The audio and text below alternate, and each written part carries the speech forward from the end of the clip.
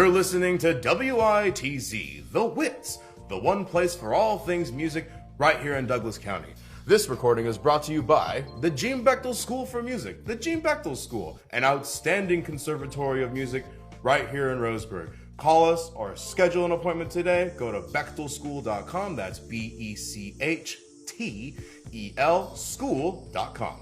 This recording is also brought to you by the Douglas County Music Association. Do you need an instrument? Are you looking for performance work? Or maybe you just need a scholarship?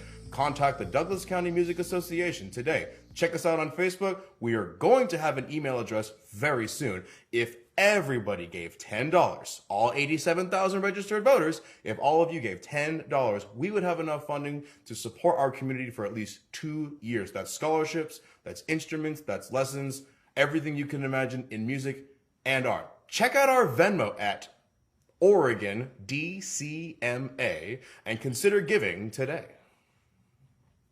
And now for some old news. Some old news that I was actually kind of a part of. So I was very fortunate going to the Christmas craft fair at the Douglas County Fairgrounds. It was so much fun. They had the Sunny Sky Boys from 1 to 3. They were good. They were putting on some good music as I walked around and talked to artisans and stuff. Admission was $5. Super cool. Gave a can. It was nice. Got in for $4. Santa was there. Santa was there and took pictures with kiddos and stuff. It was so cool to see. Also, there was a musical and cultural experience on December 2nd, and that was at the Umpqua Community College campus, where the chamber orchestra played Suite of Carols by Leroy Anderson, a charming arrangement for familiar seasonal tunes as well. The Roseburg Concert Choral did sing, there we go, Camille Saint, how do you say those words? Camille Saint-Saëns. Camille Saint-Saëns, Christmas Oratorio, that's a new word for me, oratorio. And the Students' Chamber Choir will join in on the William Grant stills. If you heard it, you did. It was Christmas in the Western World with a narration and a mix of songs from Argentina and Mexico, which probably sounded absolutely fantastic. I didn't get a chance to go to that show. I wish I could have gone, but that's okay. Look forward to the show next year. Yeah, I mean, Christmas music, I'm cool with it all year round, so. Now, if you're not sure what an oratorio is, it's kind of an old style of music.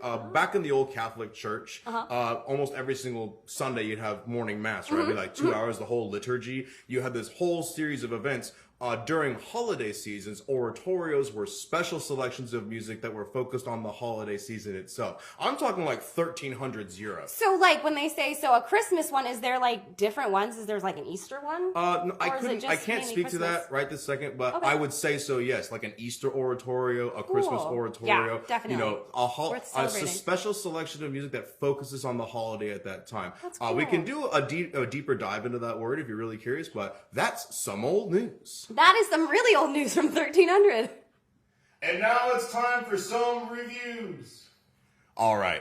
I've been waiting to talk about this all week. Oh, no. Now, here's the problem. When I see a show, it stays fresh in my mind for a couple of days, and then it starts to fade, which is this is the unfortunate part of the human experience. Is like, I just read this really cool thing. And now my life is continuing, and now I have to remember that old... Usually it's like 3 days, and then you're like, I don't know. Like water park. You go to water park, right? And then you're like, that was so fun. And then a week later, you're like, what was I doing? I don't even remember.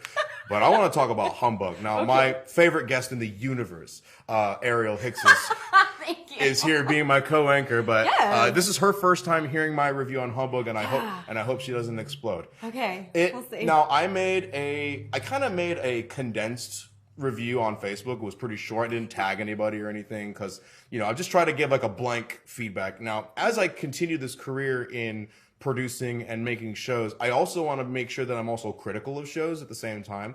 I want to be supportive of the community, but I also want to make sure I get in a little bit of things there. If I see something, I want to make sure that I want to communicate that to the audience and to the people on stage so that as they grow in their careers, they see other things that the audience might have seen and goes, oh, cool, that might be a thing. But guess what? I really don't have any criticism today. This is the beautiful thing. My wife and I saw Humbug opening night. Now, you and I probably know that opening nights tend to be rough or rocky. Mistakes happen. People get nervous. It's just the first time with an audience. Exactly. And it changes the energy for the performer. Like, we're all in this little bubble as we go through rehearsal and tech week where there's more pressure. And then all of a sudden there's this audience. So what happens when we give it out to the audience? I have many students that say they have performance anxiety, and I say, turn that word anxiety into energy. Yes. You're just excited. Yeah. You're excited for an audience because performers, for lack of a better term, like to perform. Yes. Let's begin. Humbug.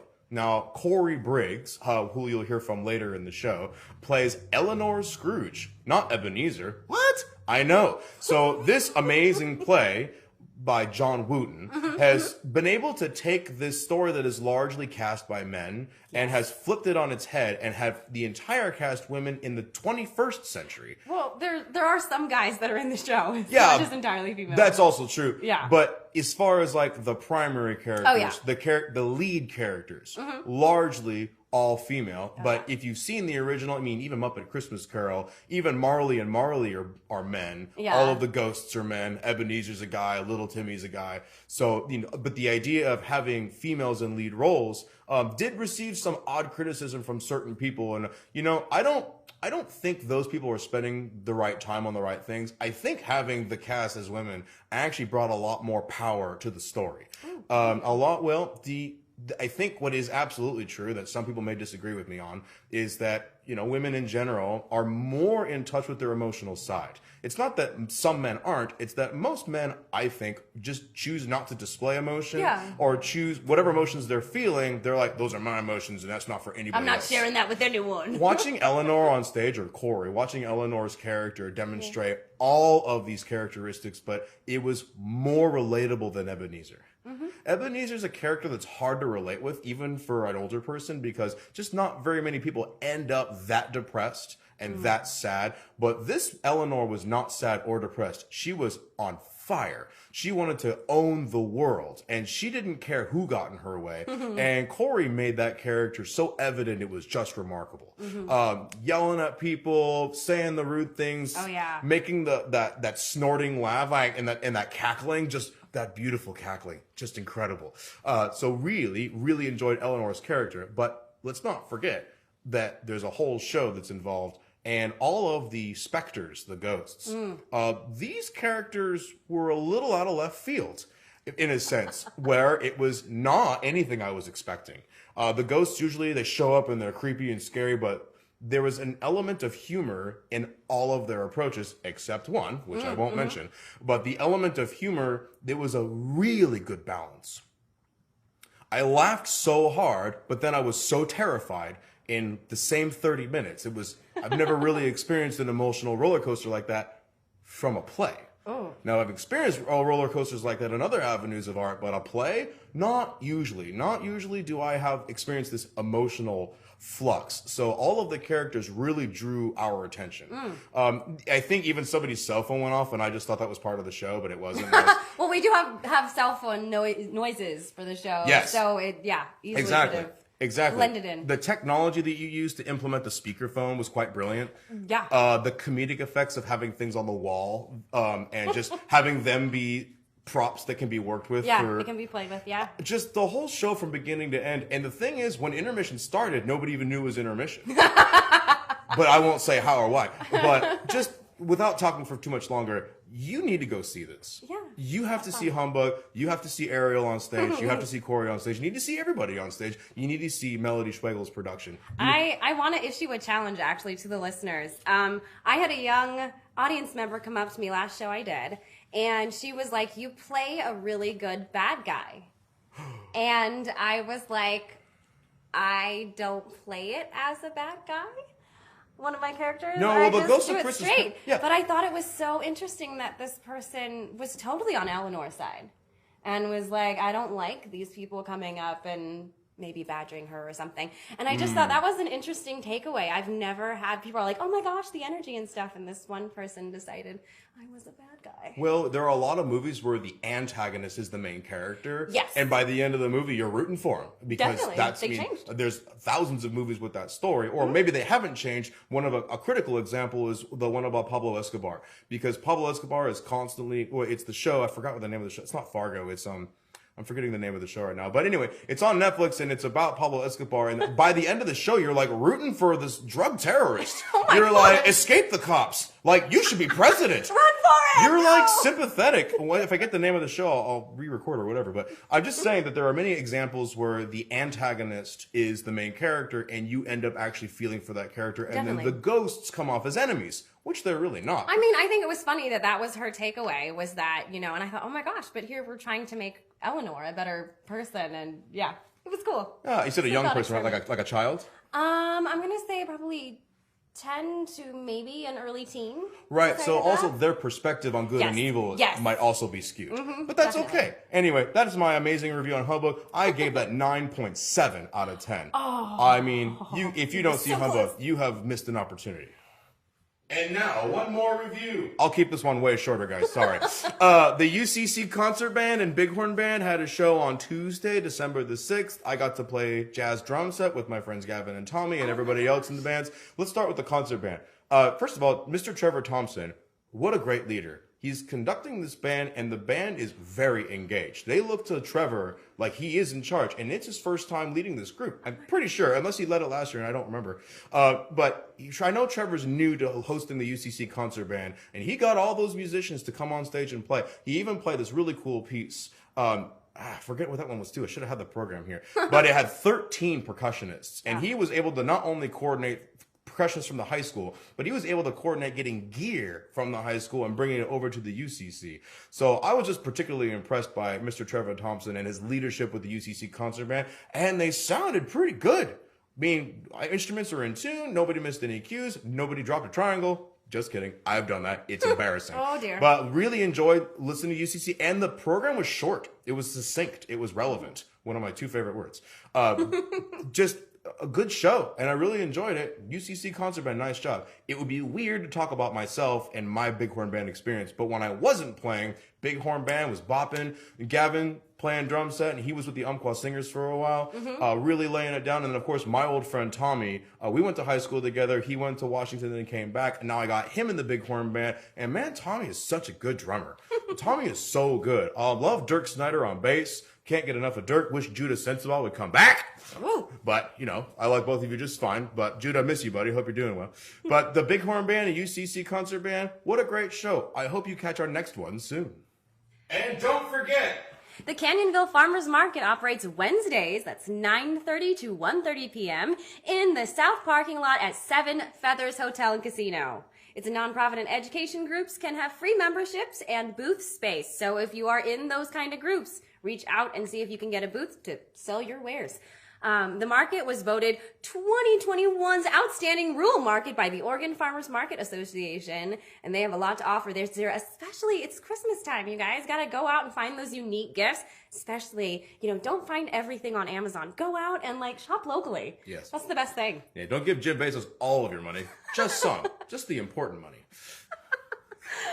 Also, the Umpqua Valley Farmers Market is open every Saturday year-round. So even if it's raining, right, so like snowing the Eugene Saturday Market is closed during the winter time, but ours stays open. So come check that out. you can still get the farmer market feels right here. And that's great. It's 9 to 1, and local producers share goods and products. Producers, farmers, artisans, I like to say. Artisan is one of my favorite words because I like artisan bread. Artisan. You know what I'm saying? Yes. It's just like, this is bread, but artisan. I'm like, well, man, better crack some skulls or something. I don't know. That must be some super good bread. Coming up. Speaking of artisan, You'll never guess. This is a group I've actually played with, Twisted Pick, my good friend Joe Cooper. You want to check out this group, Twisted Pick, at the Oranmore Artisan Meet. there you go. I was trying to do a segue. Look at that good thing you did there. I thought it was a meadery. Maybe it's not. It just says Oranmore Artisan Meet here, and that's the name of the place. That's great. Twisted Pick is kind of a country folk band. A lot of traditional hits, especially just traditional old country music, rock music.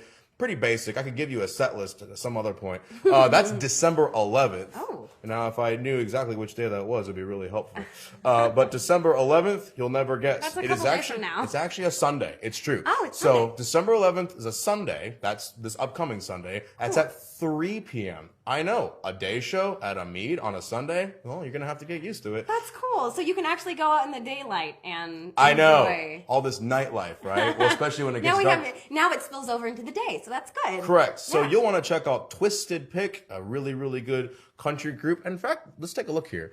Join us for the talented, innovative vocals and instrumentals of Twisted Pick, reinventing songs from the past 60s and 70s. Pop rock, country, bluegrass, and much more. I was going to ask about bluegrass. That's Yeah, cool. one of the guys plays a dobro, and if you don't know what that is, that's like an electric steel guitar that's sideways. It looks like a banjo inside of a guitar. It's called a dobro. You should check it out, bro. Come enjoy talented artists with amazing drinks and food for an entertaining time. That's 3 p.m. to 5 p.m. There's a social hour from 2 to 3, but who wants to be social? Tickets are $10. RSVP highly recommended at 505-310-1525. And we got the Brothers Read at 5 p.m. coming to North 40 in downtown Roseburg on Saturday, December 10th. There's a limited number of tickets, so be sure to reserve yours today, and there would be a website you could probably go to. The website here is not a website I'm going to read. My guess is if you really want to know, go to North 40's Facebook page. It's already there. Yep. Go to North 40's Facebook page. You can also send me a message on Facebook if you really want to know more about the Brothers Read. Mm-hmm. But come check them out. That's Saturday, December the 10th. Mm-hmm, at 5 p.m. And we have a Canadian youth choir and orchestra coming up to Roseburg. Fountain View Academy Orchestra and the singers will present a free Christmas concert. Free. Oh my gosh. Come Let Us Adore Him, one of my favorites, on December 11th at 7 p.m. at the Roseburg Seventh-day Adventist Church.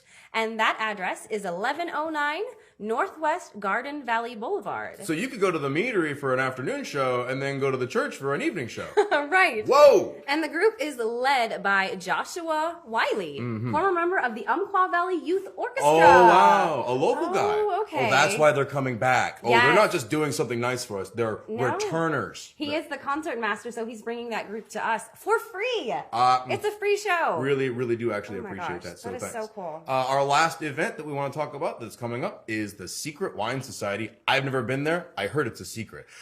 Come join us for a glass of wine and traditional Christmas caroling by the Oakland Singers. Oh. I've never heard the Oakland Singers. I couldn't possibly attest to their sound, but based on the idea that they're going to go ahead and do this, I imagine that it's going to be a great time, especially a Saturday evening, December the 10th. A lot of Saturday and Sunday shows coming up. Yeah. But please go to the Christmas Caroling by the Oakland Singers at the Secret Wine Society. That's this Saturday, December the 10th. Mm-hmm. And now our feature presentation. It is my distinct honor and privilege to welcome Miss Corrie Briggs to the program. Corrie, welcome. Thank you. Thanks so much for having me. Now, I want to talk a little bit to the audience about why you're here. I saw Humbug, and I already gave my review. You've already heard it, and I hope you enjoyed that. But I was really happy when I talked to Corrie that she wanted to come and talk to the audience about what it was like to play this character, Eleanor Scrooge, from Humbug. Corrie, do you want to dive right in? Sure. Eleanor is a modern-day adaptation of Ebenezer Scrooge. She is just more of a corporate Wall Street woman that is trying to make her way in the world and take everything out with her. And the good news is we have Miss Hicks here too. And Miss Hicks, Ariel, would you prefer? Does it matter to you? You can call me for dinner. It's fine. Okay, fair. You know what? Love to have you, Ariel. Yes. You were also in the Humbug play. Yes. Now, can you please tell the audience who your character was? Characters, and yes, I play Christmas Past, so I'm the first person that you don't know that comes and haunts you me. and tries to change your life. And I also play a saucy character named Nellie, and my third character that I get to play on and off is a caroler. And now my goal is not to reveal too much of the play because I want everyone to have the same experience that I had. But Corrie, can you talk a little bit about how you were cast as Eleanor? Did someone reach out to you? Did you audition? Just wanted to do it, or what do you think? I had no intentions of auditioning for the show, but the previous person that has played Scrooge in all other UX shows called me and said I needed to audition. He said I thought I would do well. A little bit of a typecasting there. It's kind of my personality. Sure. I've got to be honest. That's fair. And so I went and auditioned and never got a phone call back. Never got called for callbacks. And then, was on my way planning the rest of my life. And then Melody called me and said, "Hey, would you take Eleanor? And I said, you didn't call me for callback. She goes, I didn't need to. You nailed it. Oh, wow. So, What about you in real life contributes to this character so well? so in real life, I do business management for 2 school districts. So I am in finance world all day, every day, 24/7. My phone rings 24/7. I answer my emails. Whatever I need to do to keep the school running and keep the kids going. So you playing this character was not much of a separation from your actual existence. Well, I mean, obviously you're not like that mean. She's changed since the show has started. No. Maybe she is. Maybe Corrie is. I am not a nice person. I will say that out loud. I am not always a very nice person. Well, I don't think anybody expects that. But what I really like, your character, your real life character comes through on stage as almost like this person you would like to be if it would benefit you.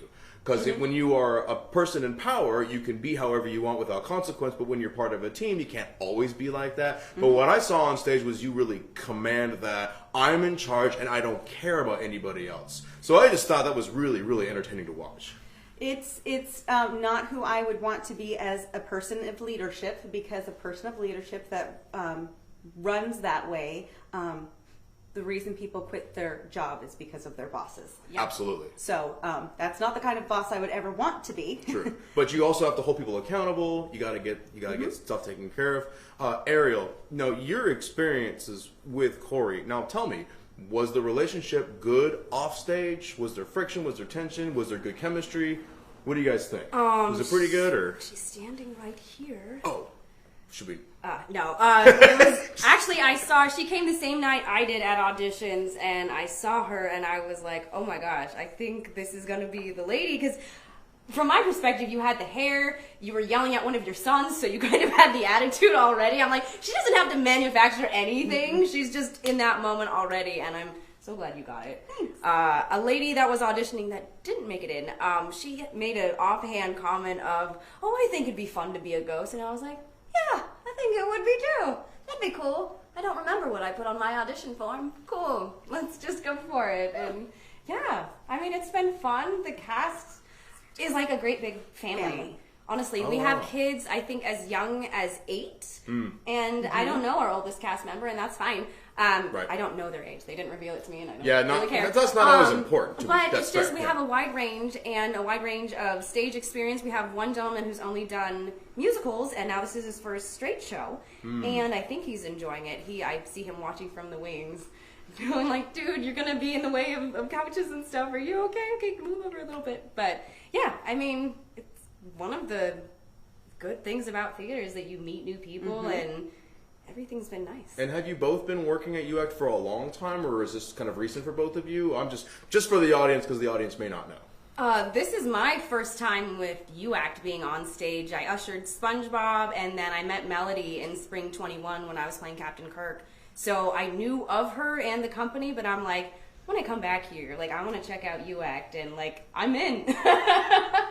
It's a good group to be in. I've actually been at UX since I was 15, which is over half of my life, and we'll leave it at that. Now, has that been consistent since you were 15? Have you taken breaks?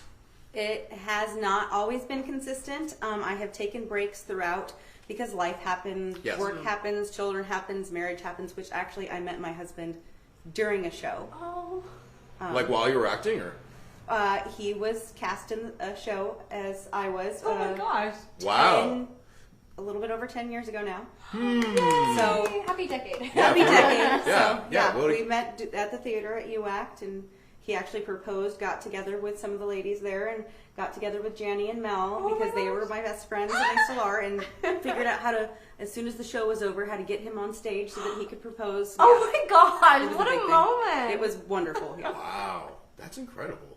I did not realize all of that. UACT is very near and dear. Definitely. So I'll always be back. It has been 6 years since I've been on the stage at UACT, but it's very near and dear. I had associated with UACT barely in high school. Like, I think I did one musical when Melody was actually playing a character. I was in the pit doing, but that was the only time. But then I left and did whatever. So this is kind of me getting new with UACT too. It's interesting. I've only been in town for a few years, and it's kind of funny to reconnect with Corrie because we went to high school together. Small town. And my wife and Corrie worked together, and I saw Corrie. I'm like, I know you, and she's like, I know you, and it was just kind of like it's one of those beautiful things of coming back to your hometown after being gone for so long and just kind of rebuilding those relationships, reconnecting, and realizing that there's so much talent here in UX, and you two ladies are really top-notch talent. I mean, to have you both in Douglas County is, to me, remarkable. To anybody of any caliber of talent will want to be in this town.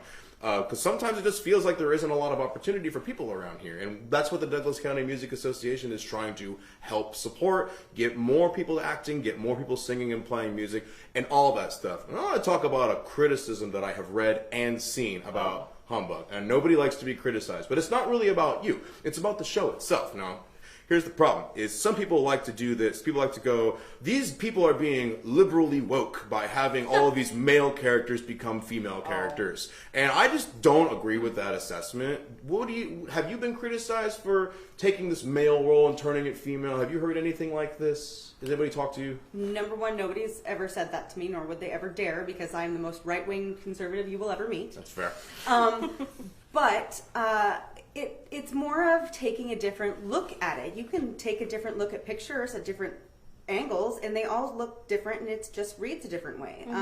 So with Eleanor, you know, men don't always have as much emotion showing for the world to see as women. So Eleanor is much more Connected to her emotions thanks to her ghost visitors, because they really draw out her emotions and bring them into light. Whereas in Scrooge with Ebenezer, you don't see that rarely ever. No, you see like a nice little, you know, Charles Dickens play, and it seems kind of distant. Yes. It seems distant, and oh, isn't that a nice little collection of things? And then with this story, playwright John Wooten, he just made it where it is a female, so the emotions are more accessible. Yes. And you can gravitate toward, oh, she's really feeling this, or this is why she became this way in her business. Yeah, this is why this was the moment. That was the moment where we see the moments with Scrooge. They're the same exact with Ebenezer. We see the exact same moments. Yeah.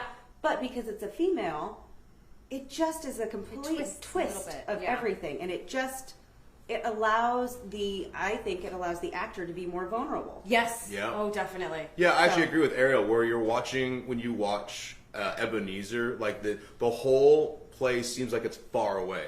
And Ebenezer actually only shows like one direction of a character, that sad old man that's just kind of upset about everything. But Corrie's character like hit all the marks, like sarcastic, sassy, not just rude, but like digs, like taking that nail and just scratching right underneath the key. Like she's not a nice person. Well, it's good because you are consistent with all of the characters, especially at the beginning, with how you treat everybody. And the thing is, I think everybody in the audience actually was able to relate to some extent, either knowing somebody who's done that, or having done it themselves, or just having experienced that. But Eleanor's character is very relatable, actually. Oh, yeah.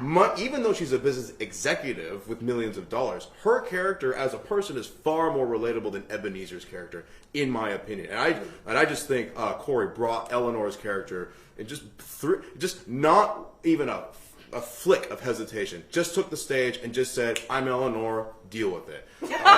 And I loved it. And of course, now even the three ghosts, now again, trying not to reveal too much because I want you to be as surprised as I was, but even the ghosts of past, present, and future were ladies too. Yeah. And again, even their approach to revealing to Eleanor what they think that she should see. The poignant moments, yeah. I found that hit me really hard. Do you want to talk into detail about being one of the ghosts, or working with the ghosts and working with Corrie?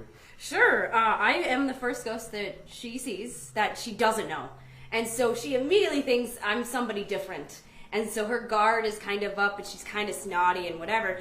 When I'm waiting backstage, as I get to watch the Marley scene from this glass door, and it's so wonderful to watch. And then I'm like, oh, it's my turn to play. All right, and I'm getting ready, and I'm like, I'm a little sister, and I'm seeing my big sister at work. What are we gonna play with today and stuff? And there's this, I don't know how I mean, I think it is in the script that there's a candy bowl because another character, Phil, comes in and eats from it. I think it was mentioned. We have about 3, I think, that are floating around. Every night they're filled with candy and more candy, and so I end up eating hopefully not chocolate because that messes with vocal cords, but I eat like a Twizzler a night just because I'm like up and walking around. I'm like, yeah, it'd kind of be funny if I come back on this part of the stage and just keep continuing eating because it's fun. And Ariel, you do transition between 3 different characters, and you almost don't even notice. It's kind of incredible. Like, you're gone, and we just assume you're backstage, and then you come out as a different character. I was Where is she now? Where is she now? I Where was is she now? particularly impressed by that, and the fact you were so fast. It was just, it was smooth. I don't know how you guys do that. That's pretty amazing. Well, with virtual theater, and I've had a little bit experience prior to this of quick changing. Mainly, it's just wearing layers and just peeling them off, or having Right. someone backstage, or in the instance where I was doing a touring show, I had stuff on a folding chair just like layered up, and that's kind of how I do my stuff for all my characters in this show. It's like, it's here, it's ready, I just have to kind of get all it on and it's fine. And makeup wise, I mean, once I have kind of the crazy makeup, I just add a little bit more to it, and by the end, I have red lipstick and glitter. So, yeah. That's all that matters. That's theater, baby! Corrie, I just a couple more things before we go ahead and finish this. But when you play this executive in this tall tower, where Ebenezer's kind of, can you go into detail about the similarities and differences of Ebenezer and Eleanor? Where are they really similar, but where are they so different? So similarities is they're both working in accounting, but back in the day it would have been an accounting house, a loan house where people would have come to get loans to pay their taxes or do things like that.